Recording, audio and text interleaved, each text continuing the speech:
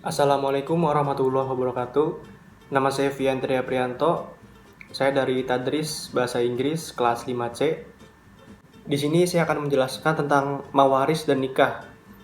Waris adalah berpindahnya kepemilikan harta dari seseorang yang meninggal dunia kepada ahli warisnya. Untuk ahli waris dari laki-laki ada 10. Yang pertama yaitu anak laki-laki, yang kedua cucu laki-laki, dan seterusnya ke bawah. Yang ketiga ayah, yang keempat kakek, dan seterusnya ke atas. Yang kelima saudara laki-laki, yang keenam anak laki-laki dari saudara laki-laki, yang ketujuh paman, yang kedelapan anak laki-laki dari paman, yang kesembilan suami, dan yang terakhir 10 bekas budak laki-laki yang dimerdekakan. Untuk ahli waris dari perempuan ada 7, yaitu yang pertama anak perempuan, yang kedua anak perempuan dari anak laki-laki atau cucu perempuannya, dan seterusnya ke bawah. Yang ketiga ibu, yang keempat nenek, dan seterusnya ke atas. Yang kelima saudara perempuan, yang keenam istri, dan yang terakhir yang ketujuh bekas budak perempuan yang dimerdekakan. Hak waris yang tidak bisa gugur yaitu suami dan istri, ayah dan ibu, dan anak kandung, anak laki-laki atau perempuan. Berikutnya yaitu orang yang tidak dapat waris ada 7. Yang pertama, budak laki-laki maupun perempuan. Yang kedua, budak yang merdeka karena kematian tuannya.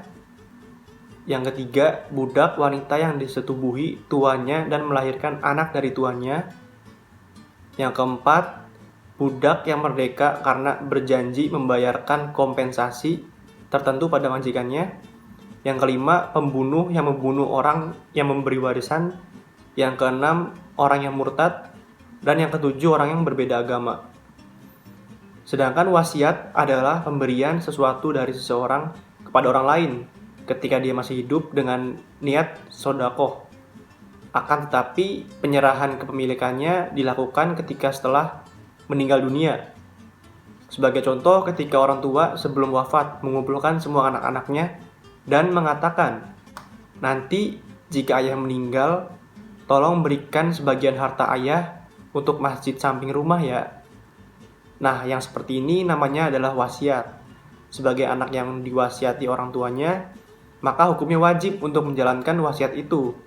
Dan apabila orang tua hendak berwasiat sesuatu kepada anaknya, sebaiknya menghadirkan beberapa saksi dari anak-anaknya atau orang lain juga. Dan hukum nikah yaitu wajib apabila seseorang telah mampu untuk membangun rumah tangga, baik secara fisik, mental, maupun finansial. Juga hukum nikah yaitu sunnah bagi seseorang yang sudah mampu menikah, namun tidak mampu menafkahi istri secara finansial. Makruh apabila seseorang akan menikah tetapi tidak berniat memiliki anak dan tidak memiliki kemampuan menafkahi istri dan keluarganya. Juga mubah apabila seseorang yang menikah dengan tujuan hanya sekadar untuk memenuhi syahwatnya saja atau bersenang-senang.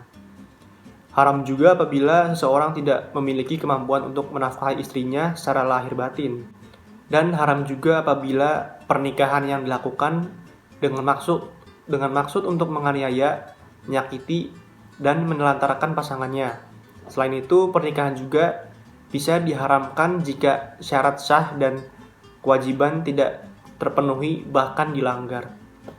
Untuk syarat sah nikah dalam Islam yaitu yang pertama ada calon mempelai laki-laki dan perempuan, yang kedua ada wali untuk mempelai perempuan, yang ketiga ada saksi dari kedua belah pihak, yang keempat ada mahar, dan yang kelima ijab dan qabul. Sedangkan rukun sah nikah dalam Islam yaitu mempelai pria dan wanita sama-sama beragama Islam. Yang kedua, mempelai laki-laki tidak termasuk mahram bagi calon istri. Yang ketiga, wali akad nikah dari perempuan bersedia menjadi wali. Yang keempat, kedua mempelai tidak dalam kondisi sedang ihram. Yang kelima, pernikahan berlangsung tanpa paksaan. Sekian penjelasan yang dapat saya berikan. Kurang lebihnya mohon maaf apabila ada salah kata. Terima kasih. Wassalamualaikum warahmatullahi wabarakatuh.